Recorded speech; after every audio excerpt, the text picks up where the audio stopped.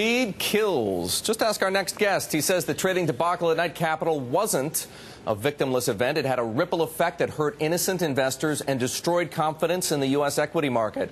Sal Arnuk is co-founder, partner, and co-head of equity trading at Themis Trading with us right here on Market Makers this morning. Sal, good to see you. Thanks for having me on. So before we get into this conversation, I want to play you an excerpt from an interview that we had the other day. You may have seen it, right? Ace Greenberg, legendary trader in his own right, formerly of Bear Stearns, chairman and CEO, now, of course, with JP Morgan Asset Management, was right here on Market Makers. We were talking about this very issue. Here's what he had to say. All I have to say about high-frequency trading is they've increased the liquidity so much, it's unbelievable. You can buy and sell stocks like I've never seen before. Within pennies, you can get executions. Are these things perfect? No, they're not perfect. They never will be perfect. And human error will always be involved.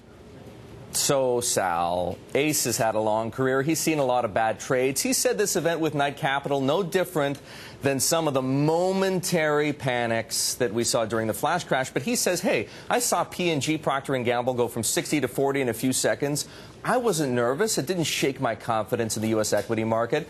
And the situation with Knight Capital, no different. Why, in your opinion, is he wrong? Well, it doesn't matter almost what my opinion is or what Ace's opinion is. And obviously, we have a lot of respect for Ace. But what matters is there's $300 billion in equity mutual fund withdrawals since the flash crash that in an up tape that disagree with what Ace just said. And where did that 300 go? That $300 billion has come out. It's gone into cash. It's gone into money markets. Bonds? Well, certainly in bonds. But it is a statement of their confidence in the underlying structure of our marketplace. Do you think then following this Knight debacle we could see more money leave the market? I think there actually were some numbers released this morning that in the week ending August 1st, which was the night of the fiasco, there was an additional $6 billion withdrawn by long-term investors from equity mutual funds, probably most of it on that day. Sal, what are people missing who say this was not a systemic event, right? Trading returned to normal in a very short space of time. The system survived. Chill out. What are people missing? Well, they're missing that this did not only affect Knight Capital, okay? First of all, anyone who interacted in the marketplace during that 30-minute period, they were interacting with artificially distorted pricing, all right? In addition, if you had a stop-loss order, because most folks aren't sitting around a terminal trading all day, they have jobs. That's how it works. They use stop-loss orders to protect themselves, and when those orders get unintentionally executed, not because of a flaw in their investment thesis, but because of a flaw in the plumbing, that's an issue. So do you think that there could be investors who are going to end up suing Knight here?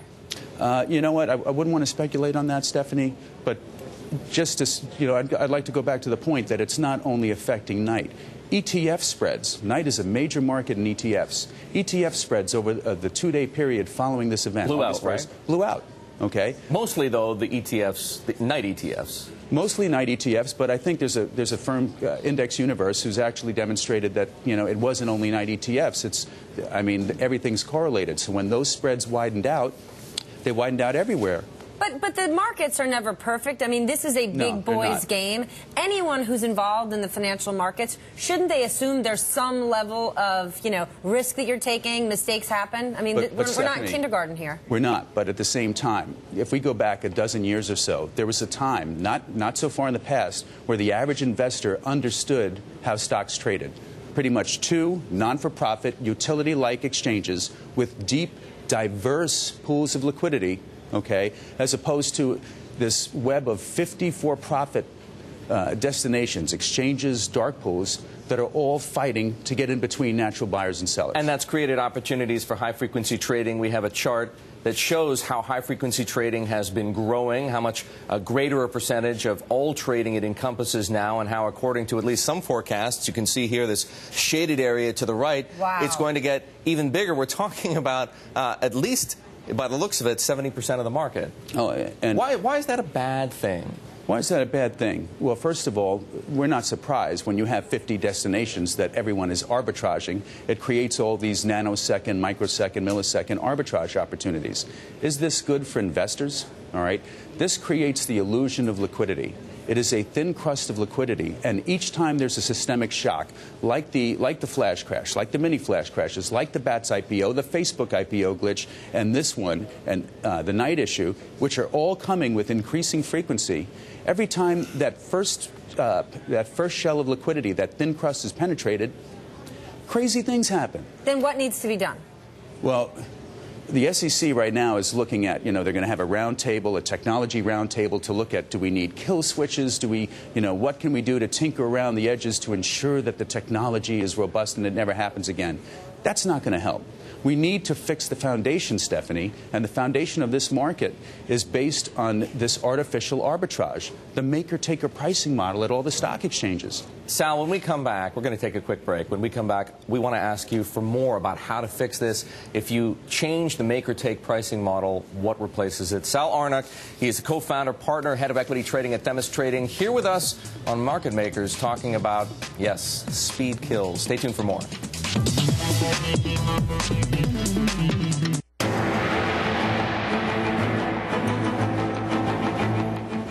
We are back with Themis Trading co-founder, co-head of equity trading, Sal Arnuk, right here on Market Makers. And what we are watching is the impact of high-frequency trading on the U.S. equity market. Sal, it's a pretty dramatic video. Just before the break, you were talking to us about how to change what people refer to as market structure. Now, market structure is this nebulous term.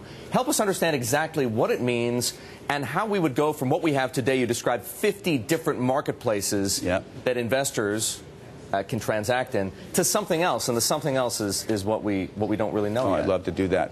Regarding that video that you put up, what's interesting is it shows this meteoric rise, especially in the last year and a half, 2 years, of quote traffic.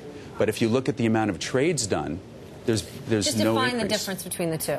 Quotes, high-frequency traders are entering bids and offers, canceling them nonstop. It's this ever-ending dance.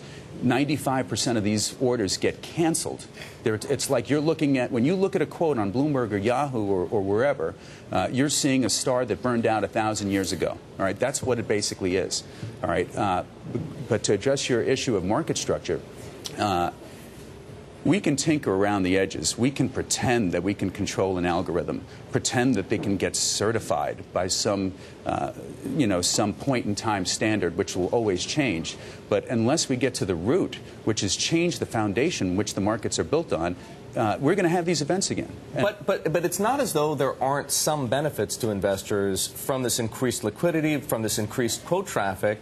I mean, we have another chart that we'll bring up just because it helps to illustrate these points. Okay. Spreads are narrowing. That's what people like Ace Greenberg cite when they say there's a benefit to liquidity. Liquidity is a good thing. It's not just a shell of liquidity. It's cheaper for people to trade. Well, I would say, man, is it great that spreads went from 25 cents to 10 cents to 5 cents to 3 cents to et cetera. And now, but if you look at that chart that you have, the spreads have barely narrowed, if at all, in the most liquid stocks in the last few years. So if you look at your chart from 2009... That's Russell 1000, so admittedly that's a lot of stocks. That's a lot of stocks, but how many stocks are out there? How many securities? 9,000, 10,000? You tell me the number. So in the top 10%, retail investors can interact with a reduction in spread of a fraction of a penny.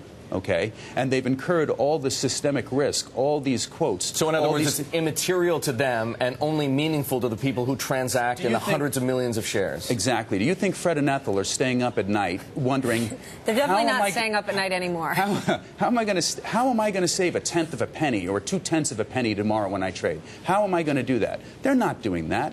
The reduction in spreads is meaningless. And versus the risk that they've taken on, it's probably the worst bargain for investors that they've ever made in the history of markets. So you're saying the average investor would feel comfortable paying more per trade if they could just trust the system? Absolutely. And I think if we were to fix the system where folks felt more confidence with the structure and the integrity, you'll see this money come back into the marketplace. You still left me with a question mark, though, because fix the system, I can't imagine means going back to 1975 national market system with the floor traders at the NYSE and the butterfly collars. Right, and the NASDAQ, the only two games in town. No market structure was ever perfect, granted.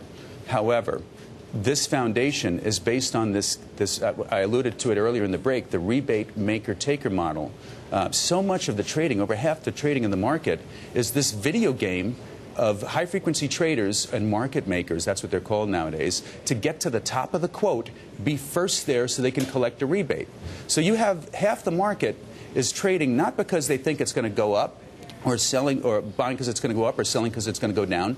They could care less if they're trading baseball cards, bonds, currencies, stocks. They're trading to collect a rebate.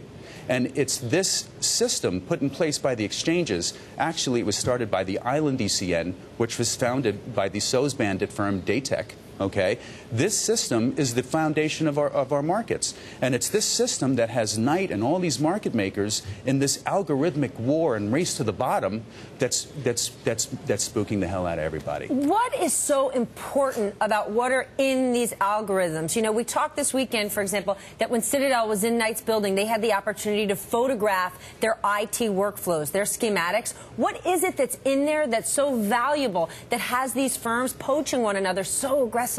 Well, I mean, the game, there's no prize for second place, okay? You either are the fastest, and you either have the algorithm that beats everyone else at the top of the queue. And gets you the rebate. And gets you the rebate, or you don't. So any edge that they can have, and you've heard there's so many cases about, high-frequency traders being poached from one firm to another, the algorithmic But do they make that much money? I mean, I don't define that much money. You know, $400,000 or $500,000 a year. These guys get to come in, and typically, when they leave a firm, the firm they leave is very, very scared that they're going to take with them their proprietary algorithmic. Like the folks at Knight who lost those guys to Citadel, right? Last Citadel year. set up a competing business, doing a market making, running a market making operation. The market's become a giant game of spy versus spy. So, is it as simple, Sal, as just getting rid of the rebates? Well, I think that the SEC, instead of tinkering around the edges, they should eliminate payment for order flow at all levels in the market. And that means, and we talk about this in the last chapter of the book, Stephanie, if you eliminate payment for order flow so that brokerage firms can't sell an investor order to a high-frequency market maker who wants to be on the other side of that order because they make money off of it. If you take away the payment for order flow in the maker-taker system, you get a more diverse pool of liquidity which everyone can interact with, and that makes for a safer market. Well, Sal, if you didn't get enough, you better pick up Sal's book, Broken Markets, with all of his insights on the subject. Sal Arnuk of Themis Trading wrote the book with his partner, Joe Saluzzi, another friend of ours here on Market Makers. A great conversation about high-speed trading, the perils, the benefits. You be the judge. Coming up here on Market Makers, members of Congress give it their best.